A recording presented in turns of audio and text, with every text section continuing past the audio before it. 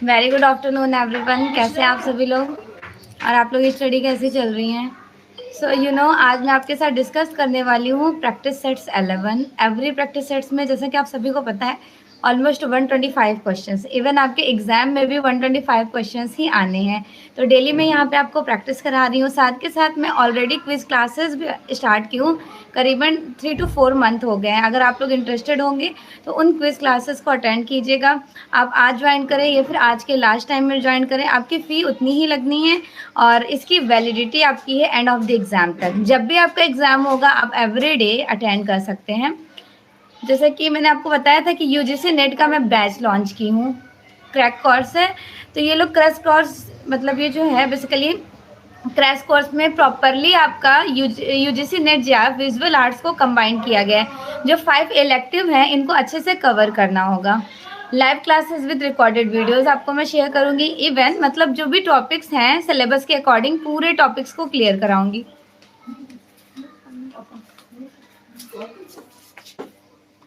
उसके बाद सेकंड है रैपिड रिवीजन। ठीक है, स्पीडली प्रोबेबल टॉपिक्स का रिवीजन कराया जाएगा और उन टॉपिक्स पे फोकस किया जाएगा जहाँ पे आपको कम पढ़कर भी ग्रैस्प कर लेना है। कभी कभी स्मार्टली स्टडी करना चाहिए। No doubt UGC NET job थोड़ा हार्ड वर्क है, बहुत थ्योरीज पढ़नी होती है, लेकिन स्मार्टली तरीके से आपको पढ़ना है। ओके, उसके बाद डाउट क्लियर क्लासेस भी होंगे। डाउट सेशन क्लासेस कंसेप्ट आपका क्लियर कराया जाएगा।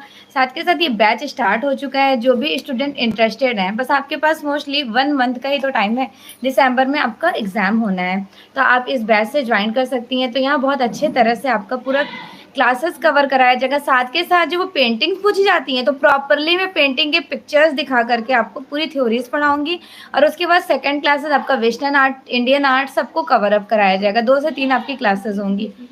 अब यूजीसी नेट के बाद मैंने इनका भी एक बैच लॉन्च किया है, ऑनलाइन क्लासेस फाइन आर्ट्स।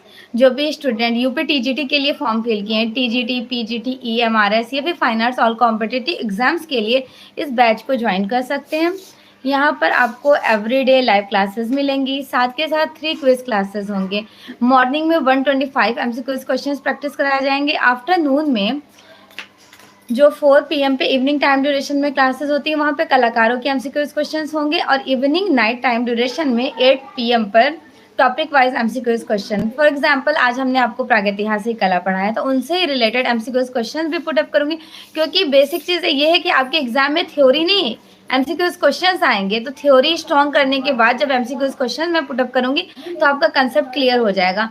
तो जो भी स्टूडेंट इंटरेस्टेड होंगे वो बैच ज्वाइन कर लीजिए। बहुत यहाँ पर मतलब अच्छे तरीके से आपका प्रॉपरली प्रिपरेशन हो जाएगा। अब मैं आपकी क्लासेस स्टार्ट करती हूँ। सभी लोग सेशन को प्लीज़ शेयर कर दें। ओके,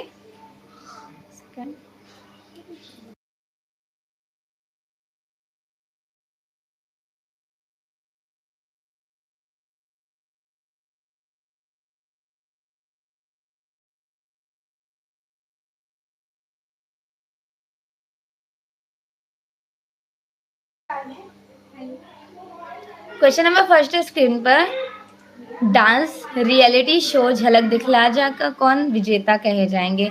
रुबीना, दिलैक, फैजल शेख, गुंजन सिन्हा या फिर कोई नहीं? बताइए इनका राइट आंसर क्या हो जाएगा।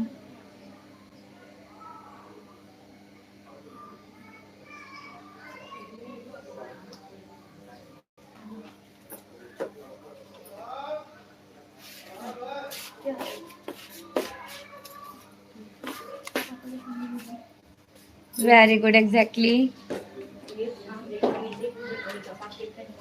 कितने स्टूडेंट ने ए आंसर किया और कितने ने सी? एक बार फिर से कमेंट कर दें सभी लोग, क्या राइट आंसर होना है। राहुल ने सी आंसर किया है और प्रशांत ने, और राम ने ए आंसर किया। ओके, अच्छा, नेहा की छोटी बेटी है, क्लासेस नहीं। नेहा ईयरफोन लगा लीजिए, आप डिस्टर्ब भी नहीं होंगी, आराम से क्वेश्चन देखते रहिएगा। आई नो कमेंट आप नहीं कर पाएंगे, कोई बात नहीं। देखिए, डांस रियलिटी शो झलक दिखला जाके विजेता कहे जाएंगे गुंजन सिन्हा। राइट, गुंजन सिन्हा। खजुराहो के मंदिर को वास्तु रत्न कहा जाता है। कौन से मंदिर को वास्तु रत्न कहा जाता है? खजुराहो के कौन से मंदिर को वास्तु रत्न कहा जाता है? जवारी मंदिर, चतुर्भुज मंदिर, कंदरिया महादेव मंदिर या फिर लक्ष्मण मंदिर? ये सारे मंदिर कहाँ के हैं? तो खजुराहो के ही टेम्पल्स हैं। वास्तु मंदिर कहा जाता है जवारी मंदिर को। ओके,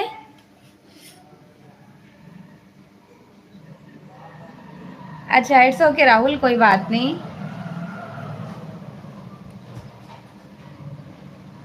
अच्छा अनु, इट्स ओके, कोई बात नहीं, कमेंट नहीं कर पाएंगी। यूजीसी नेट वाले स्टूडेंट्स अपना नेट बचा के रखिएगा या फिर एक्स्ट्रा डेटा ऐड करा लीजिएगा, क्योंकि आपकी इवनिंग में भी एक क्लासेस होनी है, एक नाइट में क्लासेस होगी जो मैं आपके क्वेश्चंस का टेस्ट लूँगी। नेक्स्ट, एथेंस में कला को संरक्षण प्रदान किसने किया? लॉरेंजो दी मेडिसी ने, सम्राट पेरिक्लीज ने। एथेंस में कला को संरक्षण प्रदान किए थे सम्राट पेरिक्लीज ने। टिशियन कहाँ से बिलोंग करते हैं? Giorgione, Titian, Caravaggio and Lorenzo Taylor, all artist belong to Venice. ठीक है, रेखा अभी क्लासेस अटेंड नहीं कर रही है क्या? कमेंट आ रहा है, किस क्वेश्चन से मिस्टेक होने में डर लगता है? हाँ, देखिए टिशियन जो है ये वेनिस के आर्टिस्ट हैं। इवन ऐसी थ्योरीज हैं कि यूरोप में फ्लोरेंस और वेनिस दो आर्ट मूवमेंट चल रहा होता था। वेनिस के कलाकार ज़्यादा अच्छे से कलर स्कीम, एनरी ब्यूटी, खूबसूरती को ज़्यादा प्रायोरिटी देते थे कंपेयर देन फ्लोरेंस के आर्टिस्ट, वो स्केचिंग को ज़्यादा इंपॉर्टेंस देते थे। ईरान के किस सर्वश्रेष्ठ चित्रकार को रफेल ऑफ द ईस्ट या फिर पूर्व का रफेल कहा जाता है? तो आप सभी को पता ही है कि पूर्व का रफेल या फिर रफेल फ्रॉम द ईस्ट कहा जाता था बेहजाद को। फिरोज मीनार के 5 मंजिलें हैं, ठीक है। कितने स्टोरी बिल्डिंग्स हैं? 5 स्टोरी बिल्डिंग्स हैं, जिनमें पहले 3 मंजिल अष्टकोणीय है। यह कहाँ पर स्टेबल है? फिरोज मीनार पांडुआ में, गौड़ में, गुलमर्ग में या फिर औरंगाबाद में? गौड़ में, पांडुआ गौड़ कहा जाता है ना। कभी कभी एग्जामिनर ऑप्शंस में गौड़ नहीं देते तो पांडुआ करेक्ट हो जाता है। तो पांडुआ के नियर अबाउट गौड़ में है। फिरोज मीनार के जो 5 स्टोरी बिल्डिंग्स है, जिनमें पहली से तीसरी मंजिल वो अष्टकोणीय है। अष्टकोणीय एज लाइक आप उनके मकबरा को कह सकते हैं। भारत का सबसे प्रथम मकबरा है खाने जहाँ तेलंगानी का मकबरा। अद्वितीय मकबरा का मतलब उसके बाद का जो है मकबरा, तो सबसे ज़्यादा पॉपुलर किसका कहा जाता है? आप सभी को मोस्ट प्रोबेबिलिटी पता होगा, शेरशाह सूरी का मकबरा। रैबिट स्टेनलेस स्टील, ये अभी जब मैं यूजीसी नेट का पेपर दे रही थी तब ये क्वेश्चंस आए थे, इनके पिक्चर्स देकर पूछा गया था। रैबिट स्टेनलेस स्टील किसकी कलाकृति है? ये लास्ट के लास्ट, मतलब इन जब ये वाले क्वेश्चंस पुटअप किए गए थे तब भी मेरा सिलेक्शन हो गया था, उसके बाद वाले भी, तो इनके पिक्चर्स दे करके ये पुटअप कर लिया गया था कि ये रैबिट जो है किसने डिज़ाइन किया था, किसकी कलाकृति है? तो जेफ कुन्स की है, Jeff Koons. Very good evening everyone. ये ज़्यादा पुराना क्वेश्चन नहीं है, अभी पिछले बार वाले एग्जाम में ये वाला क्वेश्चन पुटअप किया गया था। नेक्स्ट, निम्नलिखित में से किसी एक मंदिर में भारत के नाट्यशास्त्र के छंदों को हवाला देते हुए उन पर उकेरी गई 108 मूर्तियां की नृत्य मुद्राएं वर्णन करने वाले लेबल शिलालेख कौन कहे जाएंगे? कौन से मंदिर में है? हंगल का तारकेश्वर मंदिर, चिदम्बरम का नटराज मंदिर, रामेश्वरम का रामनाथ मंदिर या फिर मदुरई की मीनाक्षी मंदिर? बताएं कौन सा करेक्ट आंसर हो जाएगा इस बार?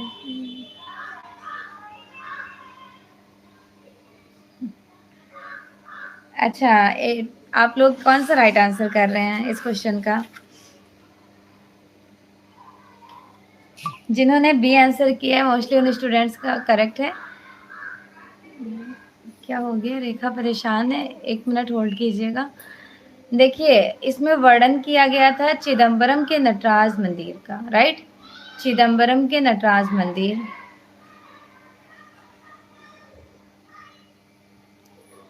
एक्सपर्स from the garden of Eden, ठीक है। ईडन गार्डन से निष्कासन किसका प्रसिद्ध चित्र है? ये फेमस पेंटिंग किसकी कही जाएंगी?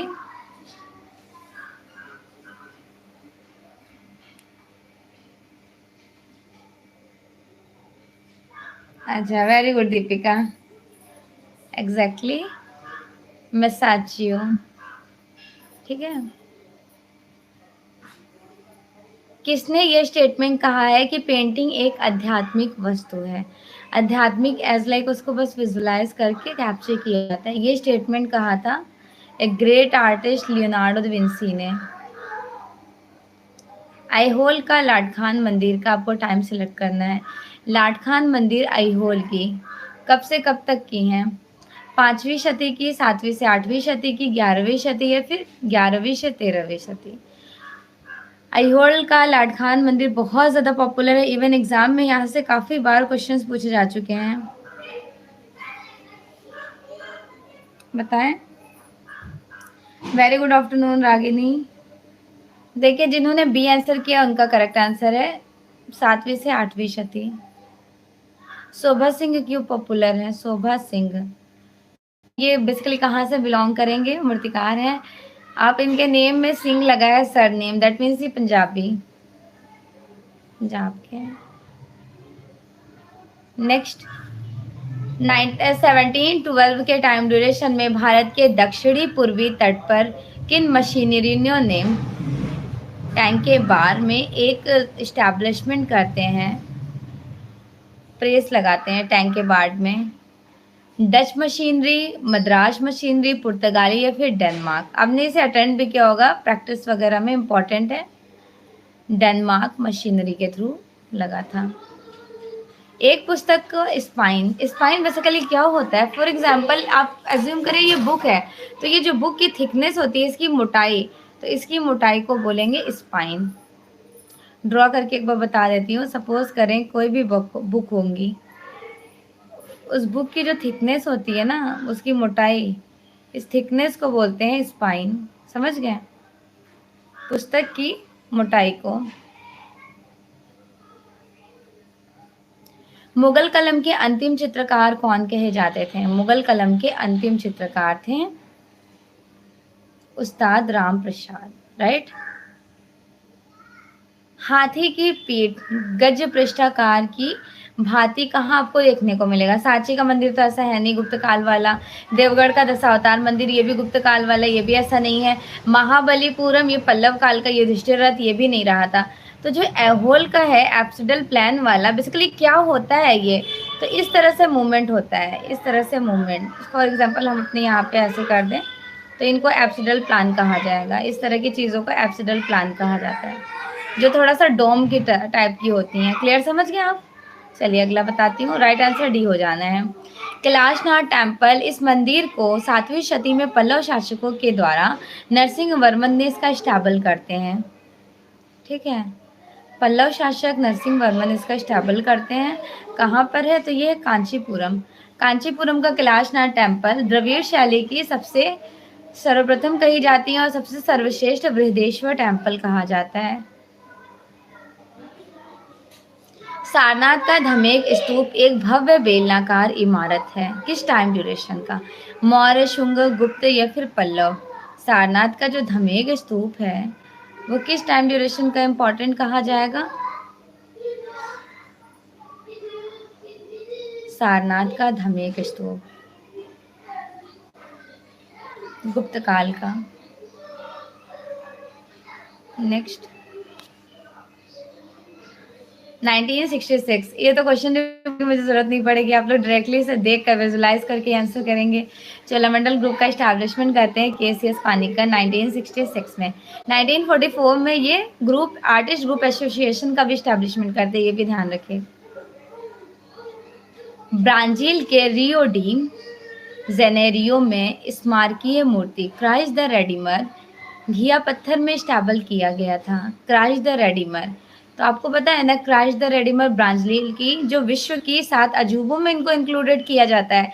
तो इसको घिया पत्थर में किसने बनाए थे? पाउल लैंडवस्की ने। और यही डिजाइनर कहे जाते हैं क्राइस्ट द रेडीमर के।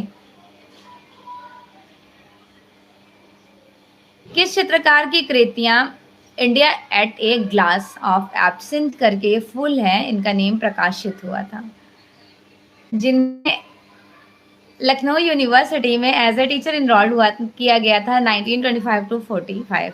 क्या नाम था उनका? रवीन्द्रनाथ टैगोर के प्रिय स्टूडेंट असित कुमार हल्दर।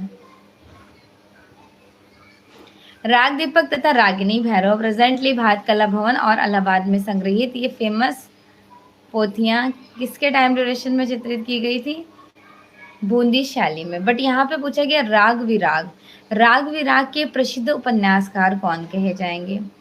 राग विराग के प्रसिद्ध उपन्यासकार बताइए। 22 का आंसर कीजिए सभी लोग। अरे वाह राम, वेरी गुड, एग्जैक्टली। राग विराग का आप लोगों ने अटेंड भी किया होगा, श्री लाल शुक्ल की हैं। वी प्रभा की प्रसिद्धि किस रूप में थी? V Prabha, he was a very popular in the field of art group, एक फेमस आर्टिस्ट हैं। चित्रसूत्र के अनुवादक कौन कहे जाएंगे? मुल्कराज आनंद, आनंद कुमार स्वामी, अवनीनाथ टैगोर या फिर असित कुमार हल्दर। क्वेश्चंस पे फोकस कीजिएगा। चित्रसूत्र के अनुवादक कौन कहे जाएंगे?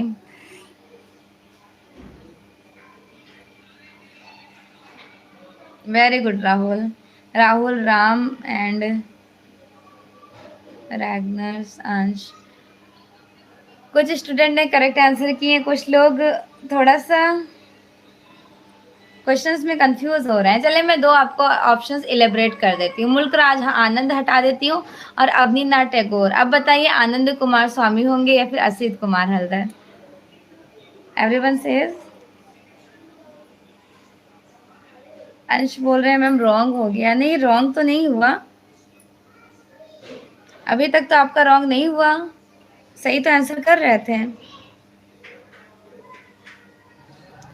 जिन्होंने 24 का बी आंसर किया उनका राइट आंसर है बेटा, 24 का बी ही होना है, आनंद कटिंगर कुमार स्वामी।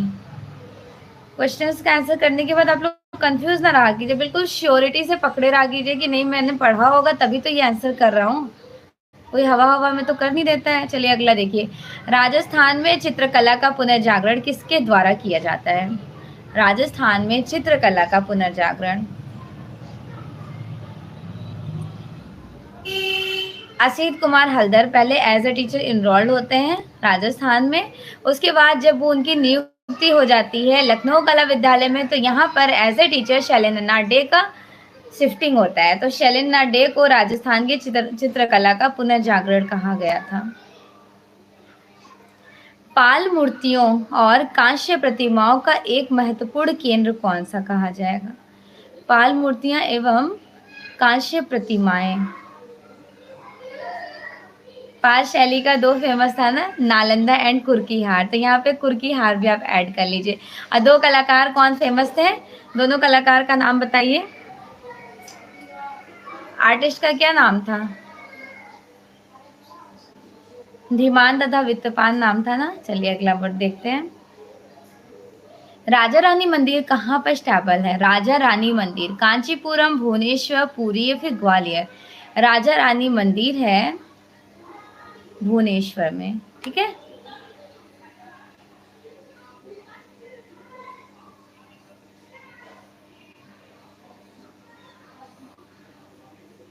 वेरी गुड, एग्जैक्टली, ऑलमोस्ट लोगों ने राइट आंसर किए। चलिए अगला क्वेश्चन देखते हैं। नेक्स्ट क्वेश्चन है स्क्रीन पर। राष्ट्रीय शिल्प संग्रहालय एवं हस्तकला एकेडमी कहाँ पर स्टेबल है? राष्ट्रीय शिल्प संग्रहालय और हस्तशिल्प एकेडमी। वाओ, मोस्टली ने करेक्ट आंसर किया, एग्जैक्टली, न्यू दिल्ली। चौर पंचासी का एक है, चौर पंचासी का क्या है? राजपूत पांडुलिपि, बुद्ध धर्म की पांडुलिपि या फिर मुगल पांडुलिपि, जैन पांडुलिपि? ऑफ कोर्स चौर पंचासी का, जिसके रचयिता विल्हड़ कहे जाएंगे, जो बहुत ज्यादा चित्रित हुई थी अभ्रंश में भी और भी जगह। तो चौर पंचासी का जैन पांडुलिपि है।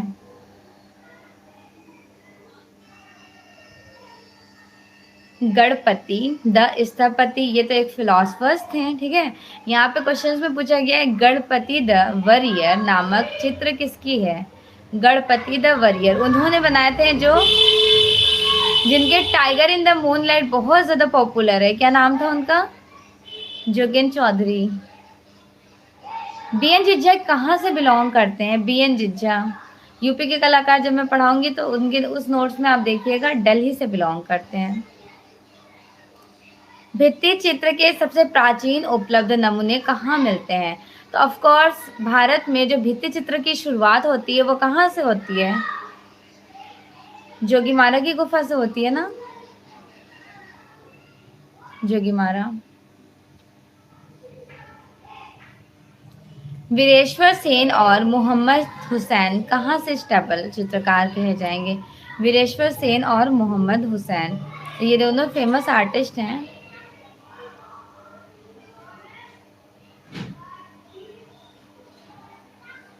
लखनऊ या फिर दिल्ली, वीरेश्वर सेन कहाँ के कलाकार हैं सभी लोगों ने पढ़ रखा है। ब्रिजनाथ मोहन जिज्जा, बी एन जिज्जा का full, very good रियोगनाथ Ragnar.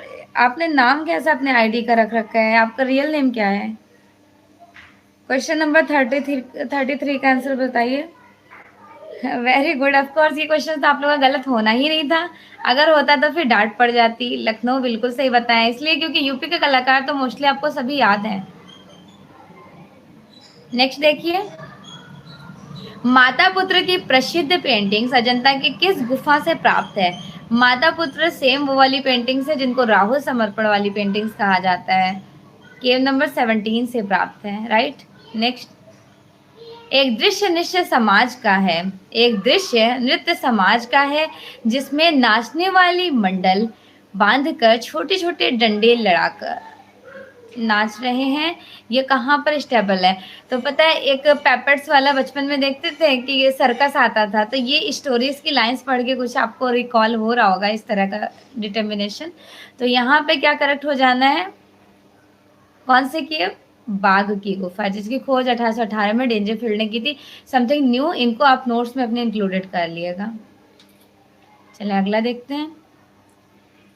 Mauni ने आरंभ में किस कलाकार से प्रभावित होकर दृश्य चित्रण आरंभ करना शुरू कर दिए थे, ग्यूस्टर कॉर्बेट, जेरिकॉल्ड या फिर मिले।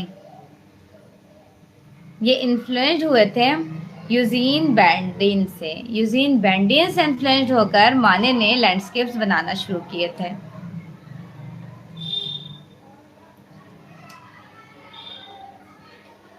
हमारे समाज में कला की भूमिका मुख्यतः है, तो हमारे मतलब हमारे जो सोसाइटी में है ज़्यादा से ज़्यादा आर्ट को क्या समझा जाता है, मोस्टली मतलब वस्तुगत ही तो समझा जाता है कि वो एक मटेरियल टाइप है, यूजफुल।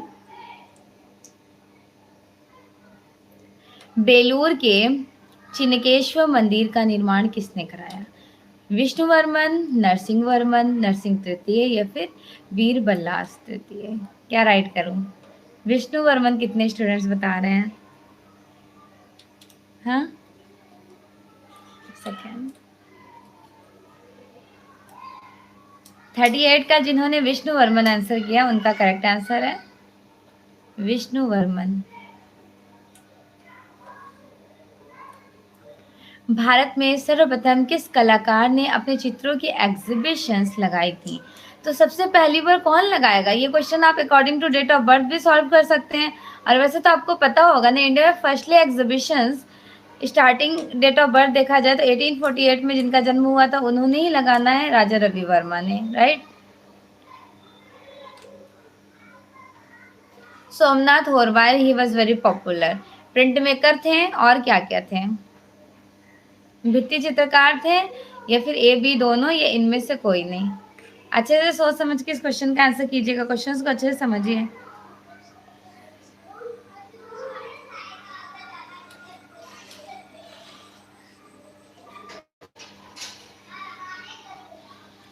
इस क्वेश्चन का सभी लोग आंसर कीजिए, एक second रुकिएगा।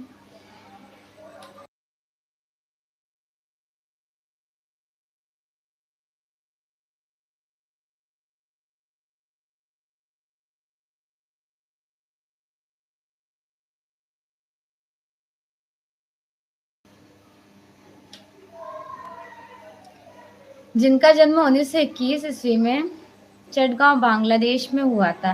He was a very popular for artist, even sculptor artist and included print maker. तो ये ऑलराउंडर थे, तो यहाँ पे कौन सा सेलेक्ट हो जाना है?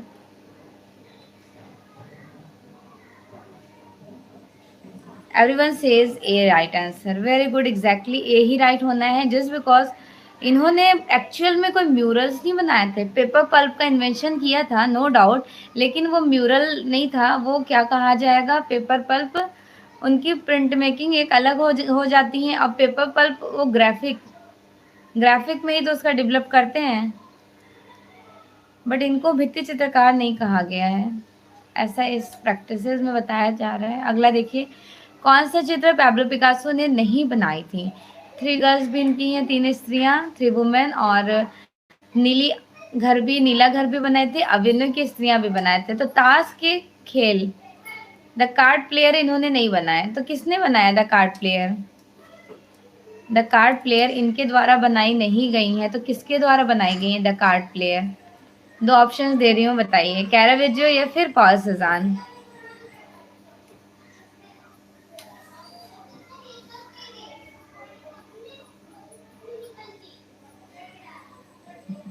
Very good, exactly. Mostly student ने राइट आंसर किए हैं कि सेज़ान की है, ठीक है, सेज़ान की है। ताश के खेल, द कार्ड प्लेयर। और अगर द चीटर कार्ड पूछ लिया जाए तो आपको कैरावेजियो का नेम याद रखना है।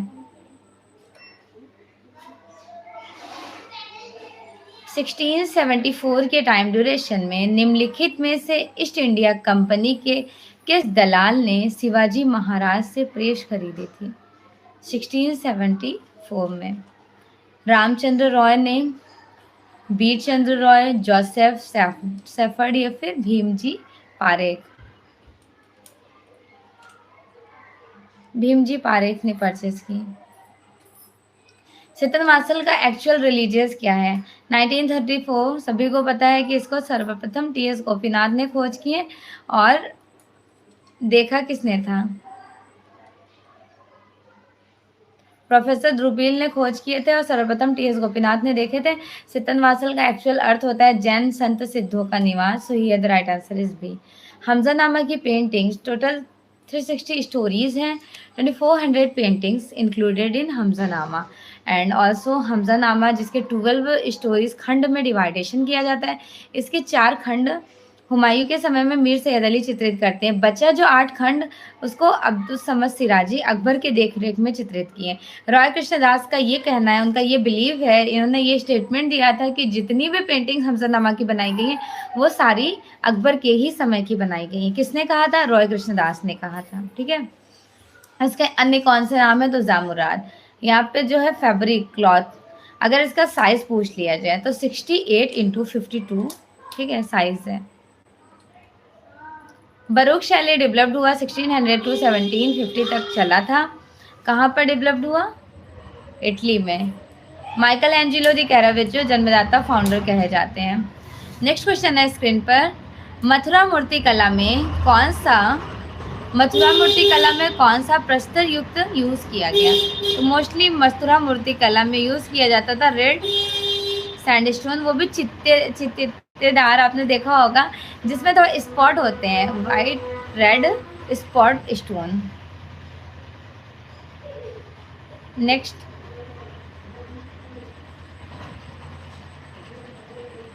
गुप्त काल में निर्मित भूदेवी सहित वराह रूप में विष्णु की विशाल रिलीफ मूर्ति कहाँ पर स्टैबल की गई थी? देवगढ़, उदयगिरी, एलिफेंटा या फिर अजंता की गुफा? भूदेवी रहित सहित वराह की मूर्ति, वो भी रिलीफ फॉर्म में।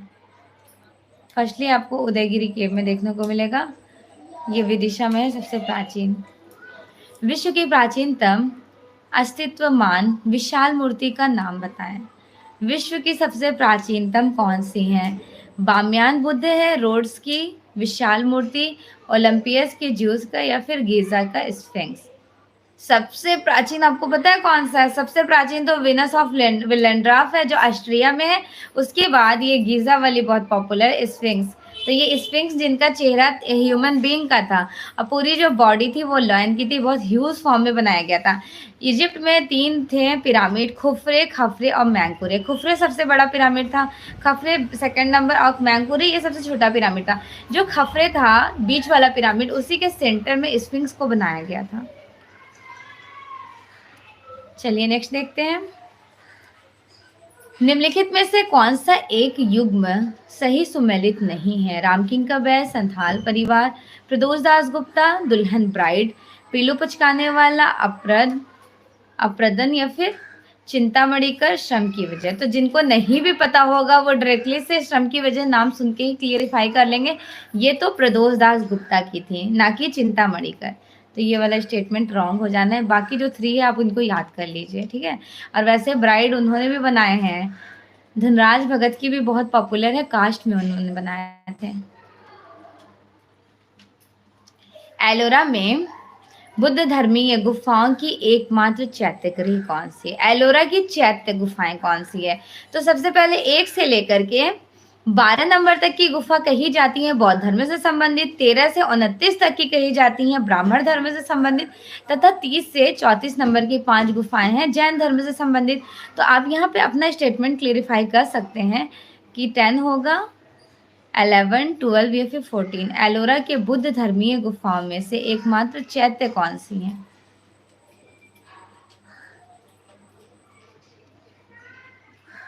देखते हैं आप लोगों का आंसर क्या करेक्ट किया है आप लोगों ने।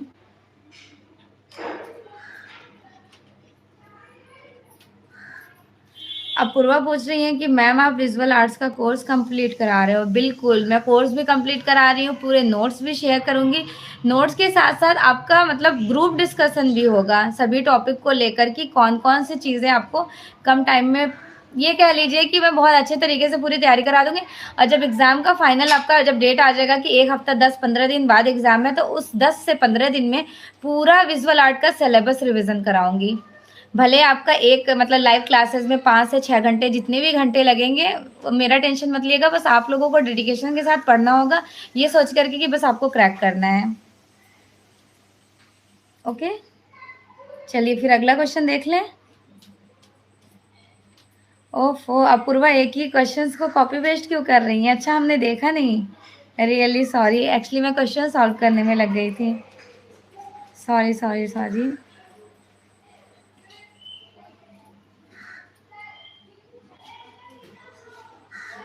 चलिए फिर अब आगे देखते हैं।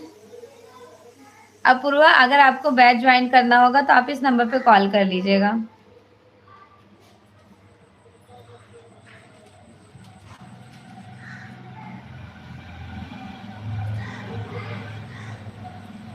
एट 8081336164। ओके, चलिए फिर फाइनली अच्छे से क्लियर हो गया। अगला पॉइंट देखते हैं। तो एलोरा में जो बुद्ध धर्मीय गुफाओं में से एकमात्र चैत्यगृह, ऑफ कोर्स बौद्ध धर्म के चैत्यगृह यहाँ पे 12 कहे जाएंगे। और गुफा नंबर 10 को कहा क्या जाता है? एलोरा के गुफा नंबर 10 को क्या कहा जाता है? जैसे 14 को तो कहा जाता है रावण की खाई, 10 को क्या कहते हैं? Most welcome, very good afternoon Archana. हाँ एग्जैक्टली, सुताज झोपड़ी, ठीक है। चलिए अगला देखिए। बीबी का मकबरा जिसे दक्कन का ताज कहा जाता है, ये कहाँ पर स्टेबल है? बीबी का मकबरा प्रयागराज में, आगरा में, औरंगाबाद में या फिर जौनपुर में? बीबी का मकबरा ये है औरंगाबाद। तो इनको क्या कहा जाता है, किसकी नकल है? औरंगाबाद महाराष्ट्र में है। औरंगजेब ने अपनी मिसेस का मकबरा बनवाए थे ना। बीबी का जो मकबरा है इसको ताजमहल की नकल कहा जाता है। और ताजमहल जो है वो किसके अग्रदूत है? हुमायूं के मकबरे। नेत्रों की खंजनाकृति बनावटी विशेषता रखी गई थी। तो डिफरेंट डिफरेंट टाइप की आईज आपको कहाँ देखने को मिलेंगी? फॉर एग्जाम्पल एक ये वाली आईज हो गई, एक ये वाली आईज हो गई, एक ये परवलाकार आंखें हो गई। तो ये सारी अलग अलग तरीके की आंखें देखने को आपको मिल जाएंगी किशनगढ़ शैली में। मतलब वैसे तो एक्चुअल में खंजनाकार पूछा गया है, तो खंजनाकृति किशनगढ़ में मिलेंगी। कैसी होती थी खंजनाकृति? वो वाली आंखें जब हम लोग यहाँ पर आईलाइनर लगा लिए होते हैं तो उन आंखों को खंजनाकार कहा जाता है। ठीक है, बस ये वाली आंखें। और भौहें जो है वो इंद्रधनुषाकार है। 1750 से 75 तक में बनके कंप्लीट हो गई थी। और इस मतलब इनकी जो है बनी ठनी पेंटिंग्स, उसमें आपको ये सारे रिफ्लेक्शंस देखने को मिलेंगे। उनके इलोंगेटेड नोज थे, आईज खंजनाकार थी, फेशियल एक्सप्रेशन भी थोड़ा लंबा था, इलोंगेटेड ही कहा जाएगा। और ट्रांसपेरेंट दुपट्टा था, ऑफ कोर्स वाइट कलर का ट्रांसपेरेंट, रेड कलर की उसकी वो चोली थी। तो एक बार पेंटिंग्स भी देख लिएगा कि कभी एग्जाम में पिक्चर्स देके पूछ लिया जाए तो आप कभी कंफ्यूज ना रहिएगा। अगला क्वेश्चन देखते हैं। राधा कृष्ण की प्रेम लीला को कहाँ पर डिपिक्ट किया जाता है? इस चित्रण कला को चित्रकारियों को सर्वप्रिय विषय वस्तु क्या रहे थे? राधा कृष्ण की स्टोरीज, जयपुर, कांगड़ा, गुलेर या फिर मुगल? गोविंद मतलब पदावली से रिलेटेड बताइए। 53 का क्या आंसर कर रहे हैं आप लोग? 53 का सी आंसर कर रहे हो ना? Exactly, very good, Kangra. The graven image तथा द स्कल्पचर स्पेक्स नामक लघु फिल्म। The graving image, the sculpture speaks, almost you know everyone. किसकी कही जाएंगी? लघु फिल्म में मूर्ति शिल्प शांगो चौधरी, सोमनाथ हो, रामकिंग का बैज, ये चिंतामणि का। इनसे रिलेटेड मैंने शॉर्ट्स भी शेयर किए थे, 1 मिनट का शॉर्ट वीडियो था, आई थिंक आप लोगों ने देखा भी होगा। The graving image, the sculpture speaks. किसका राइट आंसर कर रहे हैं? डी। अरे वाह Jyoti and Piyush, Ragnar, Ragini, Rahul, Ansh, mostly student ने करेक्ट आंसर किया। एग्जैक्टली, जिनका नेम मैंने नहीं भी लिया तो उसके लिए सॉरी। कभी कभी कमेंट्स ऊपर नीचे भी हो जाता है, क्योंकि आफ्टर क्लास मुझे ये सुनने को मिलता है मैम आपने हमारा नाम नहीं लिया था, उसके लिए रियली सॉरी। अगला पॉइंट देखिए, उड़ान जिसको बोलते हैं फ्लाइट। उड़ान मीन्स फ्लाइट, फ्लाइट एड मीन्स कि किसने बनाए थे? अगर आप कहोगे कि चिंतामणिकर, तो मेरा ये क्वेश्चन है आपसे कि चिंतामणिकर ने किस मटेरियल में बनाए थे? चिंतामणिकर ने मटेरियल किस माध्यम में बनाया? तो याद रखिएगा इन्होंने वुड में बनाए थे, कास्ट में। अब दूसरा क्वेश्चन ये है कि दूसरी फ्लाइट पीलू पुचकाने वाला ने बनाए, वो किस माध्यम में बनाए थे? इन्होंने तो कास्ट में बनाए थे,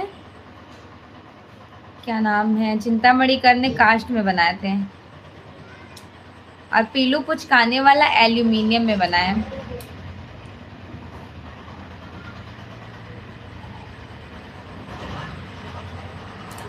एल्यूमिनियम में।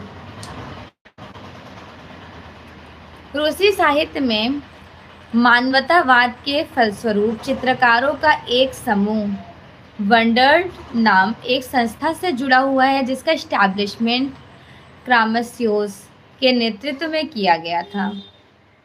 बताएं कब किया गया था? 1850, 1856, 1860 या फिर 1871?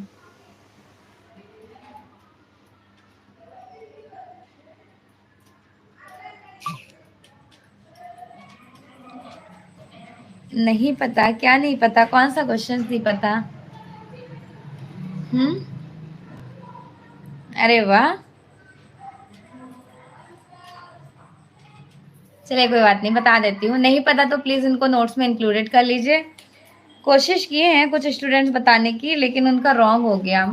इट्स ओके, इसमें सैड होने की बात नहीं है, बस समझने की कोशिश कीजिए कि रूसी साहित्य में मानवतावाद के फलस्वरूप चित्रकारों का एक समूह वंडरर नामक एक संस्था से जुड़े हुए थे, जिसका एस्टैब्लिशमेंट क्रोमास्कोर ने कब किया था, किसके नेतृत्व में? तो 1871 में।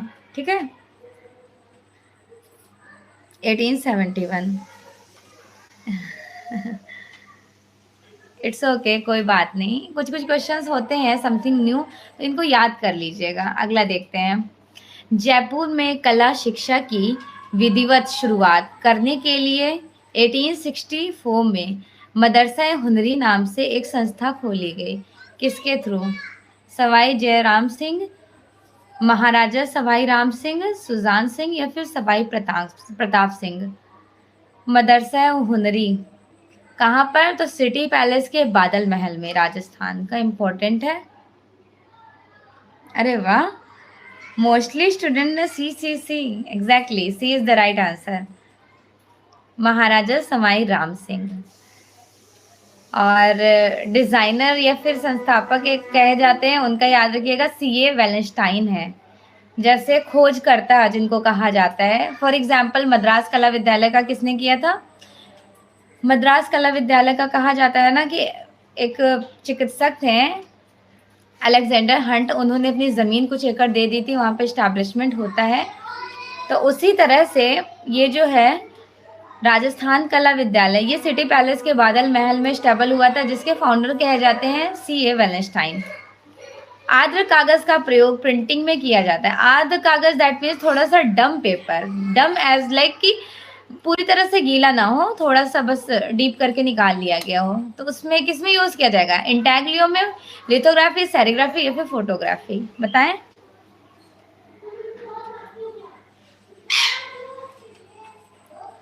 फिफ्टी 58 वाला क्वेश्चन यूजीसी नेट में आया हुआ है। अरे वाह, पीयूष ये क्वेश्चन पूछ रहे हैं। पीयूष यूजीसी नेट की तैयारी कर रहे हैं क्या आप?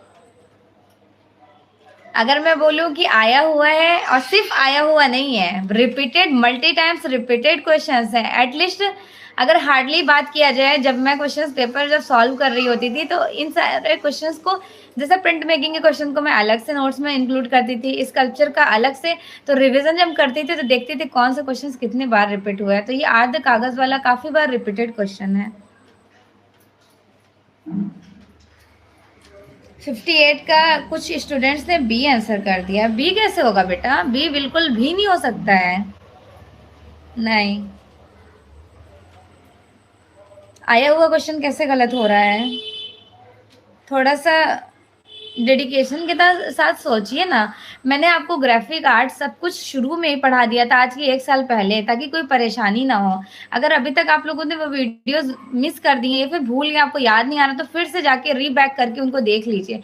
बस आप डालिएगा यूजीसी नेट जेआरएफ क्या बोलते हैं, प्रिंट मेकिंग, उसके बाद मेरे चैनल का study art hub name mention कर दिएगा या फिर मेरा नेम, तो एकदम ऊपर ही आपको सर्च लिस्ट में देखने को मिल जाएगा। तो उनको देख लीजिए, मेरे जितने इंपॉर्टेंट नोट्स थे। जैसे जब मैं तैयारी कर रही होती थी तो मेरा ये होता था कि जितनी भी चीज़ें पढ़ लो उनको छोटा छोटा शॉर्टली ग्रैस्प करने की कोशिश करो पूरी हिस्ट्री पढ़ने के बाद। तो बहुत क्रीमी नोट्स मैंने बनाया है, जो यूजीसी नेट जेआरएफ तो हो ही गया, बाकी सारे एग्जाम में हेल्पफुल रहेगा।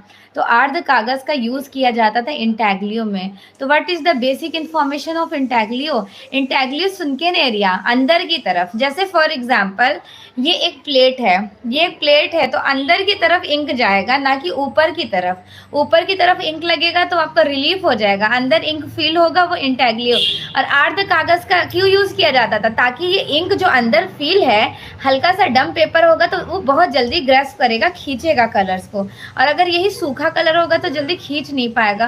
तो ये आप कॉमनली अपना एज्यूम कर सकते हैं। जैसे कपड़े वपड़े धुलते हो तो आप अपने दिमाग से सोचिए कि अगर कपड़े थोड़े थोड़े से गीले रहेंगे, उसमें हम अगर वाटर कलर्स लगा देंगे तो वो एकदम फौरन से स्प्रेड हो जाएगा, और कपड़ा एकदम सूखा ड्राई रहेगा। अब हम पेंटिंग कर रहे हैं, बार बार से ब्रश को रगड़ेंगे तभी ना वो अच्छे से फील होगा।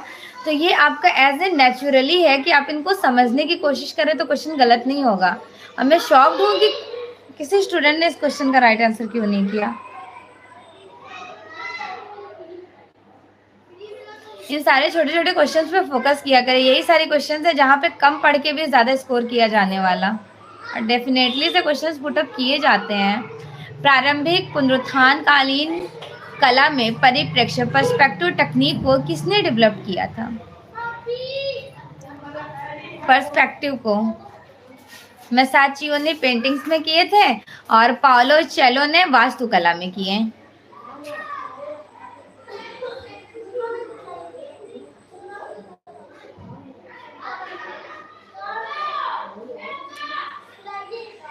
कोलकाता में मैडम रिव्यू के संपादक कौन कहे जाएंगे? कोलकाता में मैडम रिव्यू के संपादक ओसी गांगुली, आनंद कैटिंगर, कुमार स्वामी, रामचंद्र चटर्जी या फिर ईवी हेवल?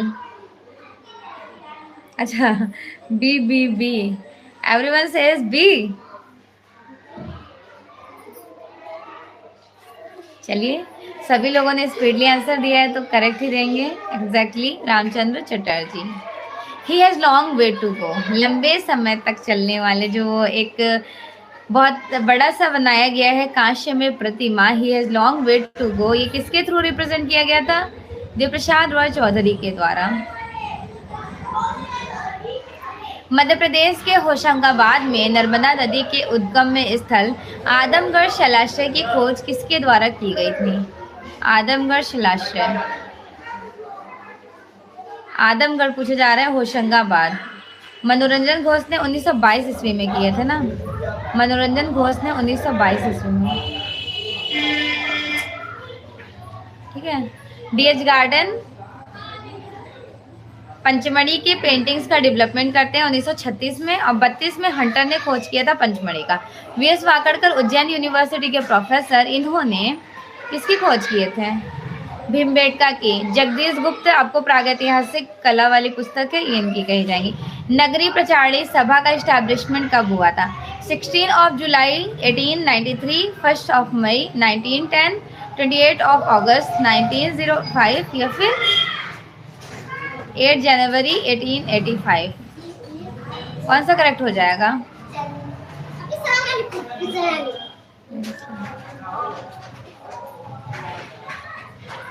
63 का आंसर कीजिए एवरीवन।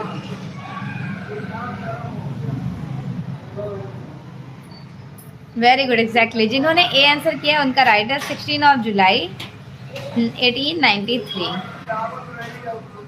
स्वर्णिम आयत का सिद्धांत किससे संबंधित है?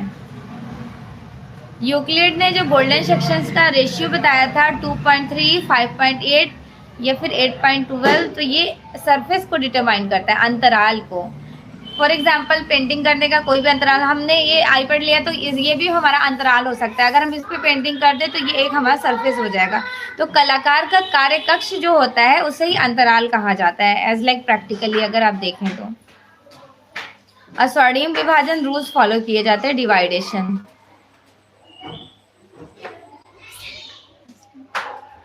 टेराकोटा ईंटों से निर्मित घनश्याम डॉल मंदिर कहाँ पर स्टेबल है? घनश्याम डॉल मंदिर।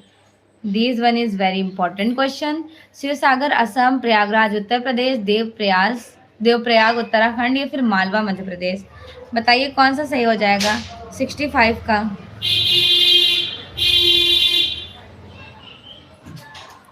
जिन्होंने ए आंसर किया है लाइक दीपिका का राइट आंसर है, एंड रैगनर। देखिए ए वाले स्टूडेंट का राइट आंसर है शिवसागर असम में है। किस कवित्र ने कविता के साथ ही चित्रकला को भी अपनी अनूठी शैली से सजाया था? महादेवी वर्मा ने।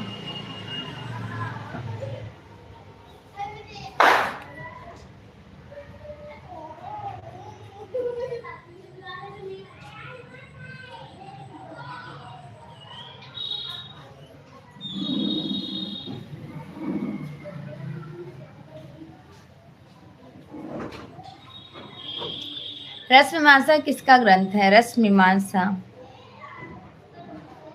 आचार्य रामचंद्र शुक्ल। देवप्रसाद रॉय चौधरी की जो मूर्ति शिल्प है जब जाड़ा आता है, when winters come, 1936 to 37, 1 year में ऑलमोस्ट कंप्लीट की गई थी, प्लास्टर में बनाई गई हैं। दीदारगंज यक्षी, चावरधाड़ी यक्षी जिनको कहा जाता है, प्रेजेंटली पटना संग्रहालय बिहार में स्टेबल है, ये मौर्य डायनेस्टी की बनाई गई हैं। अम्बा देवी शैलाश्रय कहाँ पर है? अम्बा देवी शैलाश्रय है बैतूल मध्य प्रदेश में। निम्नलिखित में से प्रसिद्ध कवि तथा कला आलोचक की पहचान करें। प्रसिद्ध कवि इवन कला आलोचक, एज लाइक आर्ट क्रिटिक। कला आलोचक और ये दोनों अशोक वाजपेयी कहे जाएंगे। पूर्व का रफेल किसे कहा जाता है? Raphael from the East, Behzad को। बेहजाद और शाह मुजफ्फर के बारे में बाबरनामा में बाबर ने स्वयं इंक्लूडेड किया था अपने ऑटोबायोग्राफी में कि बेहजाद जो है ये ओल्ड एज वालों की, बूढ़े लोगों की अच्छी पेंटिंग्स बनाते थे, उनकी दाढ़ी वगैरह में बड़ी डिटेलिंग करते थे। और जो शाह मुजफ्फर थे वो युवाओं नौजवानों की अच्छी बनाते थे, एज लाइक यंग एज वालों की। ओके, भारत में गुफा चित्रों की सबसे प्राचीन व सबसे बड़ा संग्रह कहाँ कहा जाएगा? भारत में गुफा चित्रों की सबसे प्राचीन और सबसे बड़ी, लोखंडिया दरी, पंचमढ़ी, बेल्लारी या फिर भीमबेटका? अच्छा क्वेश्चन है, सोच समझ के आंसर कीजिएगा, जल्दबाजी में रॉन्ग मत कर दिएगा, क्योंकि ये बहुत इजी सा क्वेश्चन है ना। Very good, exactly. जिन्होंने डी आंसर किया है उनका राइट आंसर है, इसलिए मैंने वेट करके बोला था कि सोच के बोलिएगा, क्योंकि यहाँ पे ऑप्शन में लखनिया दरी भी था। और प्रागैतिहासिक काल में सर्वप्रथम चित्र जो मिले हैं वो मिर्जापुर से मिले हैं, लेकिन सर्वप्रथम के बाद जो प्राचीन और सबसे ज्यादा पॉपुलर रहते हैं वो भीमबेटका हो गया, मध्य प्रदेश के हो जाते हैं। कामसूत्र की जय मंगला, इसका टीकाकार कौन कहे जाएंगे? यशोधर पंडित। पाल शैली के चित्र, पाल शैली जो है ये बौद्ध धर्म के महायाना शाखा से, सो here the right answer is a, बौद्ध धर्म। मुगल में चित्रकला के विकास की ओर सर्वप्रथम ध्यान आकृष्ट किसने किया था? मुगल चित्रकला में सर्वप्रथम ध्यान आकृष्ट अकबर के टाइम ड्यूरेशन में हुआ था, और हुमायूं के समय, इनके जहांगीर के समय में डेवलपमेंट हो जाता है। मुगल वंश के विस्तृत ऐतिहासिक अकबरनामा किसने लिखा? अकबरनामा आईने अकबरी अबुल फजल ने 1595 समथिंग 1595 ईस्वी में, जिसमें अकबर काल की सबसे प्राचीन सर्वश्रेष्ठ कही जाती है कौन सी वाली पेंटिंग्स? सलीम के जन्म वाली पेंटिंग, जिनके 6 पूरे पार्ट होते हैं, डिवाइडेशन। तो उनकी पूरी हिस्ट्रीज वगैरह अपना आप कंसेप्ट क्लियर कर लेगा, जिनको भी मैंने मॉर्निंग में अच्छे से डिटेल में समझाया था, आई थिंक आप लोगों को याद होगा, तो उनको टाइम टू टाइम रिविजन करते रहिएगा। कावड़ का मतलब होता है लकड़ी, कावड़ मीन्स लकड़ी। निम्नलिखित में से एक सुपरिचित कला आलोचक कौन है? Art critic. वैसे तो देखिए दिनकर कौशिक नो डाउट ये आर्टिस्ट भी कह जाएंगे।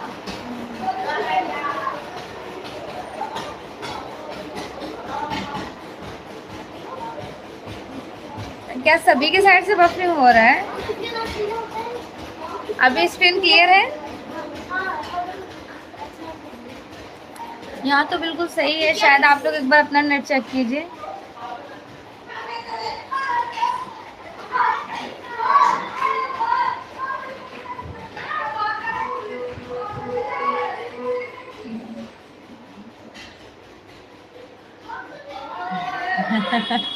बिल्कुल पीयूष बड़ी जल्दी समझ गए, गन्ने के जूस वाले भैया आ जाए हुए हैं।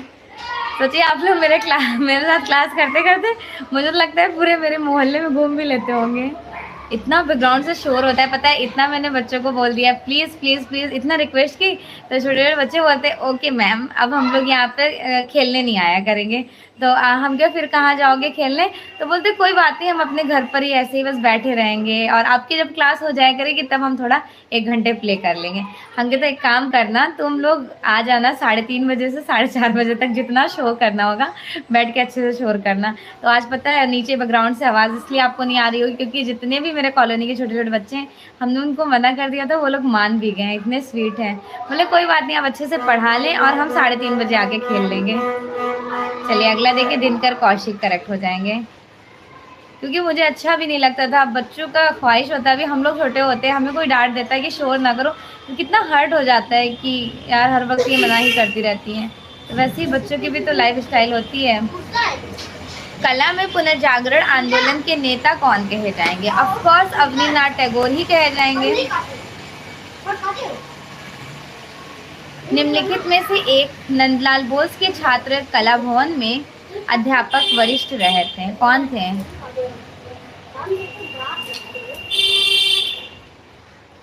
बताइए, 4 ऑप्शंस हैं।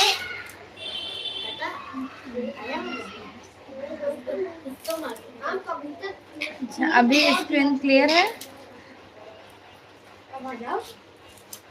काट लेगा, काटते हैं,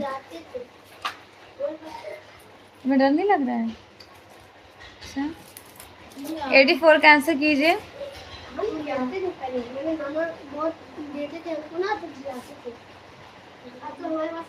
84 का कुछ स्टूडेंट ने बी आंसर किया, कुछ ने रहने दो, क्यों निकाल रहे हो? वो लोग नहीं आएंगे, बाहर नहीं निकलेंगे।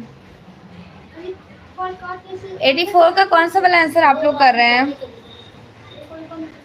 B, okay B, very good, B right answer हो जाएगा। ठीक है, अगला देखते हैं।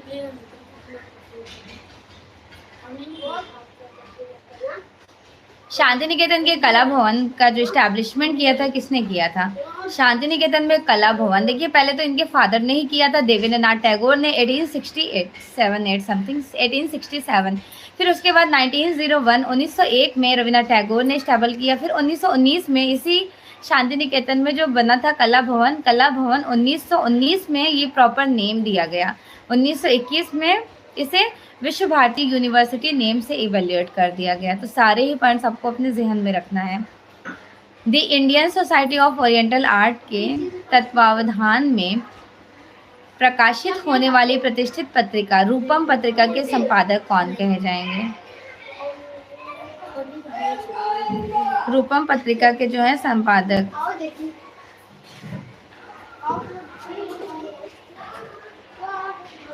जिन्होंने डी आंसर किया उनका करेक्ट आंसर है अर्धेंदु कुमार गांगुली हो जाएंगे। ओके, चैत्य था, चैत्य बेसिकली किसको बोलते हैं? चैत्य is the actual prayer hall जहाँ पे पूजा की जाती है। तो यहाँ पे चैतन्य पूछा गया है, चैत्य से रिलेट करके याद कीजिए चैतन्य थे। तो चैत्य पूजा गृह था, प्रेयर हॉल, और चैतन्य क्या होता है? चैतन्य एक राजनीतिज्ञ, एक कला इतिहासकार, एक साहित्यकार या फिर एक मध्यकालीन धार्मिक संत। सो here the right answer is D, एक मध्यकालीन चैतन्य सिद्ध कहे जाएंगे। चावल की उजली लेई पाउडर अथवा रंग को फर्श पर डेकोरेट करना, इनसे काम करना, इनको क्या कहा जाता है? अल्पना। आश्रम संवाद है शांति निकेतन की पत्रिका, एक कलागत मंच, कलाकारों की कार्यशाला या फिर अंतर्राष्ट्रीय कला चिंतक शिविर? बताइए क्या है आश्रय संवाद? आश्रय संवाद ए राइट आंसर हो जाएगा। कितने स्टूडेंट ए कह रहे हैं? अच्छा, अनु ने ए राइट आंसर कहा है। Exactly, very good, Shanti Niketan की पत्रिका। Right answer is here A. Okay, what is actual means of impasto? Impasto is a thick, इसकी हिस्ट्री ये है कि इसको सर्वप्रथम रॉबर्ट ब्रिडबाय ने खोज किए थे। फाउंडर उनको ही कहा जाता है। इम्पेस्टो मतलब थिक, किसी भी पेंटिंग्स को बनाना उसमें with the help of spatula, knife के थ्रू थोड़ी सी उभरी रहेंगी, उनको बोलते हैं। मोटे रंग को लगाने की एक पद्धति, वो इम्पेस्टो कहलाती हैं। इकेबाना एक्चुअल में क्या है? फूलों को सजाने का जापानीज, ऑफ कोर्स ये यूजीसी नेट का क्वेश्चन है, 2 से 3 बार पूछा गया। इकेबाना जो है ये पुष्प संयोजन है। हिंदू शैल देवगिरी का प्राचीनतम उदाहरण? हिंदू देव शैलग्रीव सबसे प्राचीनतम कौन सा है? उदयगिरी, बादामी, दशावतार या फिर एलिफेंटा? देखिए उदयगिरी की गुफा गुप्त काल की, बादामी है चालुक्य काल का, देवगढ़ का दशावतार मंदिर ऑल्सो इट्स इंक्लूडेड गुप्त काल, एंड एलिफेंटा जो है वो राजपूत का है। तो सबसे प्राचीन पूछ ली गई है ना, तो सबसे प्राचीन विदिशा की कही जाएंगी उदयगिरी की गुफाएं। राइट, तो 92 का कितने स्टूडेंट ने बी आंसर किया था? ए आंसर किए थे। जिन्होंने ए किए थे उनका करेक्ट आंसर है। चलिए अगला क्वेश्चन देखते हैं। एक सेकेंड,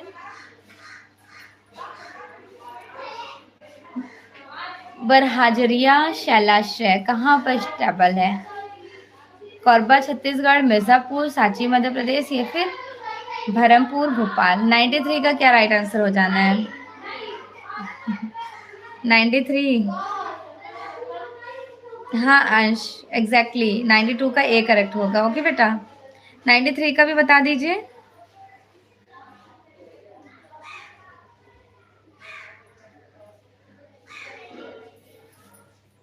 ऑफ कोर्स छत्तीसगढ़ कहा जाएगा। आपने मिर्जापुर में इनको नहीं पढ़ा है, ना तो सांची ना तो धर्मपुरी में। कोरबा छत्तीसगढ़। हाथियों के पकड़ने के कई सुंदर दृश्य बनाए जाते थे। प्यारे प्यारे सुंदर सुंदर दृश्य बनाया जाता है लोखंडिया दरी में। अजंता का सर्वोत्कृष्ट चित्र किस काल में आपको देखने को मिल जाएगा? अजंता की सबसे बेस्ट पेंटिंग्स मौर्य काल में, गुप्त काल में, सातवाहन या फिर वाकाटक।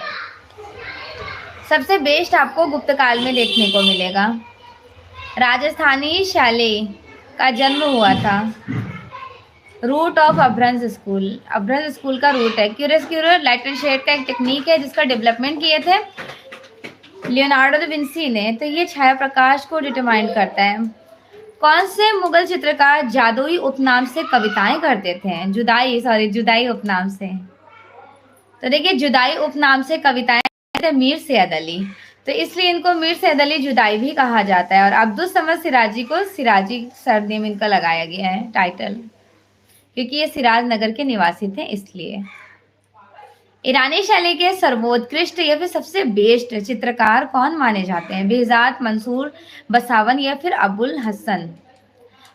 ईरानी शैली के सबसे सर्वश्रेष्ठ चित्रकार थे Behzad, Raphael from the East जिनको कहा जाता है। नियामतनामा एक पांडुलिपि है जो 1501 से 1504 तक में कंप्लीट की गई। प्रेजेंटली एग्जिबिट है इंडिया ऑफिस लाइब्रेरी लंदन में। तो इसमें गयासुद्दीन के पकवानों के बारे में मेंशन किया जाता था।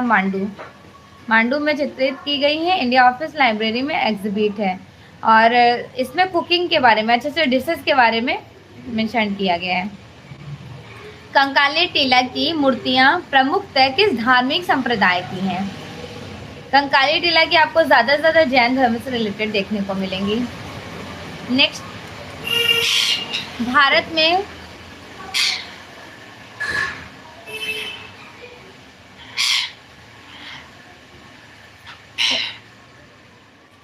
अगला देखते हैं। भारत में अमृता शेरगिल की इनमें से किस कलाकृति को डाक टिकट पर प्रिंट की गई थी? अमृता शेरगिल के हिल वुमेन। प्रोफेसर रामचंद्र शुक्ल पर कौन सी शैली आधारित है? शैली कही जाएंगी काशी, क्योंकि इनको क्या कहा जाता है? समीक्षावादी कलाकार कहा जाता है ना। प्रागैतिहासिक स्थल हड़प्पा की कौन सी इम्पॉर्टेंट प्रागैतिहासिक दैट मीन्स औद्य ऐतिहासिक। तो देखिए प्रागैतिहासिक जो होता है वो प्री हिस्टोरिक कहा जाता है, उसके बाद प्रागैतिहासिक या फिर औद्य ऐतिहासिक कहते हैं सिंधु घाटी सभ्यता को। फिर थर्ड नंबर पर आ जाता है ऐतिहासिक हिस्ट्री। तो हिस्ट्री आपको जो शुरुआत इंडिया में मिलेगी वैदिक एज से। दयाराम साहनी ने 1921 में खोज किए, उत्खनन कराना शुरू कर दिए थे। भारतवर्ष के सभी विहार गुफाओं में सबसे बड़ी कौन सी है? अम्मी ठीक है अरकान? अच्छा चलिए अगला। भारतवर्ष के सभी विहार गुफाओं में सबसे बड़ी कौन सी है? सबसे बड़ी, जो सबसे बड़ी है उनका नाम भी बताएं, नाम क्या है? तो प्लीज आप लोग नाम याद रखिएगा। सबसे बड़ी केव नंबर 5 है, वो भी एलोरा की। इसका नेम है महारखाड़ा। उसके बाद केव नंबर 5 जो है उनको कहा जाता है, केव नंबर 5 को महारखाड़ा, केव नंबर 6 को अवलोकितेश्वरा। फिर ऐसे ऐसे नाम, सभी गुफाओं के नाम याद कर लिएगा। मैंने जो नोट्स आप लोगों को दिए हैं उसमें पूरा प्रॉपरली सब मेंशन किया गया है। एलोरा की वह गुफा जो 2 मंजिली है और इसे इंद्र सभा कहा जाता है। तो इंद्र सभा आपको पता है केव नंबर 32 है। आपको दूसरी चीज़ें ये याद रखना है कि ये 2 स्टोरी बिल्डिंग है, 2 मंजिले। ओके, सभी लोगों ने राइट आंसर किया। अगला क्वेश्चन देखते हैं। एलिफेंटा की विशालकाय जो महेश मूर्ति है उसका साइज क्या है? 5.45 metre, that means 17 feet into 9 inch, right?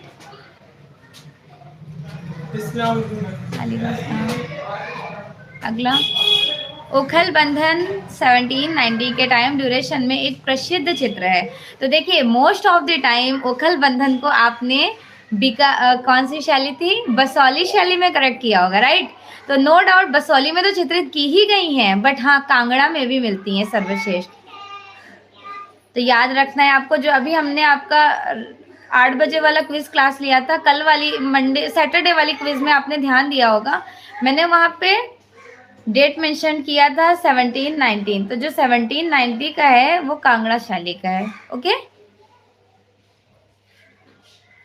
चलिए अगला देखते हैं। डेट ध्यान दीजिएगा। और वैसे उखल बंधन बसौली में भी चित्रित की गई हैं। बसौली पहाड़ी की सबसे प्राचीन शैली है और सबसे सर्वश्रेष्ठ शैली कही जाती है कांगड़ा।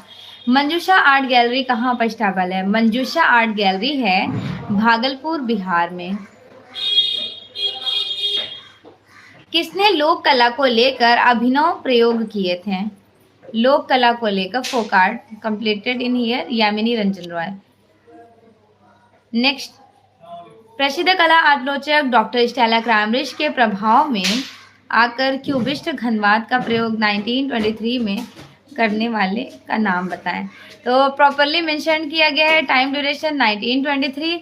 सर्वप्रथम स्टेला क्रैमरिज ने गगनेन्द्र नाथ टैगोर को ये कहा है घनवादी, और इसका डिस्क्रिप्शन कहाँ देखने को मिलता है? तो रूपम पत्रिका में, उसी गांगुली की रूपम पत्रिका में।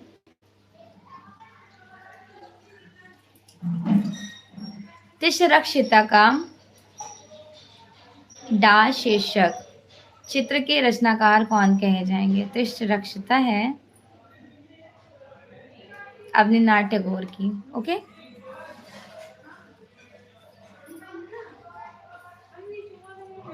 नेक्स्ट, किसे कंपनी शैली के जहांगीर कहे जाएंगे? कंपनी शैली के जहांगीर कंपनी स्कूल के लास्ट आर्टिस्ट। कंपनी शैली जिसका एस्टैब्लिशमेंट 1943 पीसी मानक ने किया था। और अंतिम कलाकार कौन कहे जाएंगे? बनारस के महाराज ईश्वरी नारायण सिंह को कहा जाता है। किस चित्रकार की कलाकृतियां पर ताहिती लाइफ को रिप्रेजेंट किया जाता था? पॉल गॉगेन, अमृता शेगिल इन्हीं से प्रभावित हैं। किसने पाश्चात्य शैली में भारतीय सब्जेक्ट्स मैटर को कैप्चर किए थे? अमृता शेगिल ने। अजंता फ्रेस्कोस पुस्तक किसकी है? लेडी हेरिंगम की अध्यक्षता में 1913-10 में सारे कलाकारों ने मिलकर बनाए थे, तो इन्हीं की हैं। प्रागैतिहासिक चित्रों का मेन सब्जेक्ट मैटर क्या हुआ करता था?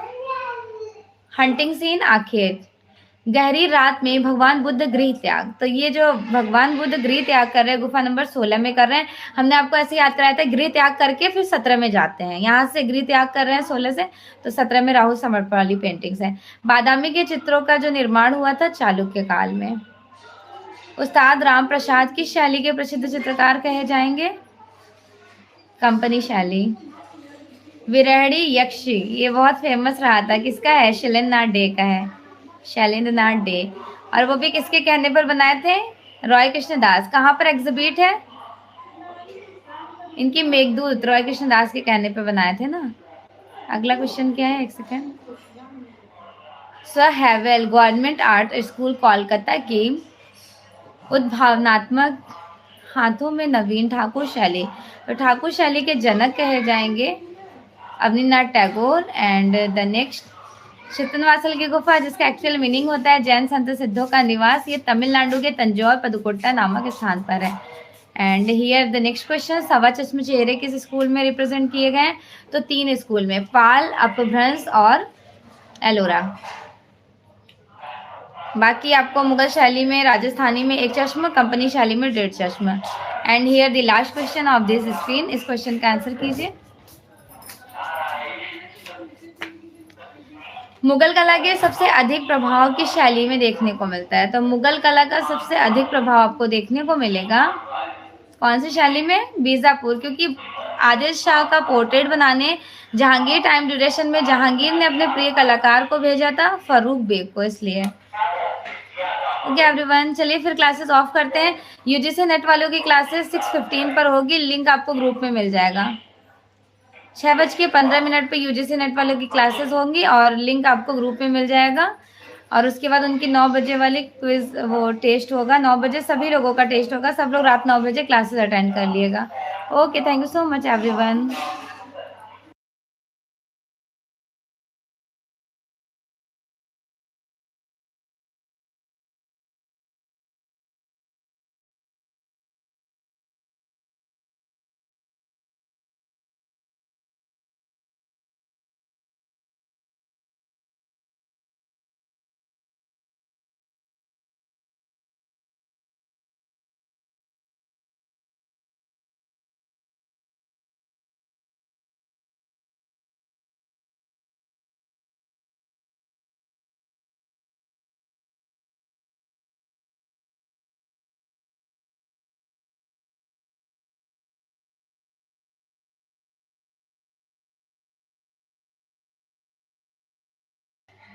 देखिए, ये जो मुगल शैली है इसका सबसे अधिक प्रभाव जयपुर शैली में पड़ा था, नो डाउट, लेकिन बीजापुर में भी पड़ा था।